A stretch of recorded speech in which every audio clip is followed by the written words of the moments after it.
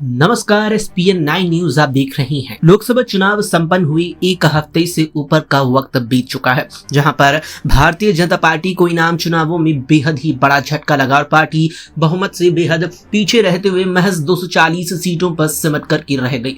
ऐसे में अब अगर अखिलेश यादव की बात की जाए, जिन्होंने उत्तर प्रदेश में बीजेपी को सबसे बड़ा झटका दिया है, जहां समाजवादी पार्टी 2019 में बसपा के साथ मिलकर महज 5 सीटें जीत पाई थी, वो अब की बार कांग्रेस के साथ मिलकर 37 सीटें जीतने में कामयाब रही। इसमें सीधे तौर पर सपा को इस बार 32 सीटों का इजाफा हुआ और मुख्य रूप से उसने कांग्रेस के साथ मिलकर भारतीय जनता पार्टी की सूबे में 29 सीटें घटा दी। लेकिन अब इस सब के बीच बड़ी खबर यह आ रही है कि अपना दल कमेरावादी के मुखिया और सिराथू से सपा की विधायक पल्लवी पटेल पर अखिलेश यादव अब बड़ा एक्शन ले सकते हैं। दरअसल इस साल हुए राज्यसभा चुनावों के दौरान अखिलेश यादव के साथ पल्लवी पटेल के बीच विवाद हो गया था। विवाद का मुख्य कारण माना जा रहा था कि पल्लवी पटेल ने अखिलेश यादव के सामने अपनी माता और अपना दल कमेरावादी की राष्ट्रीय अध्यक्ष कृष्णा पटेल को राज्यसभा सांसद के तौर पर मनोनीत करने का प्रस्ताव रखा, जिस पर अखिलेश ने अपनी असहमति दर्ज की। इसके बाद अखिलेश यादव से पल्लवी पटेल का गठबंधन टूट गया। हालांकि इस पर पल्लवी पटेल यहां तर्क ये देती नजर आई थी कि अखिलेश ने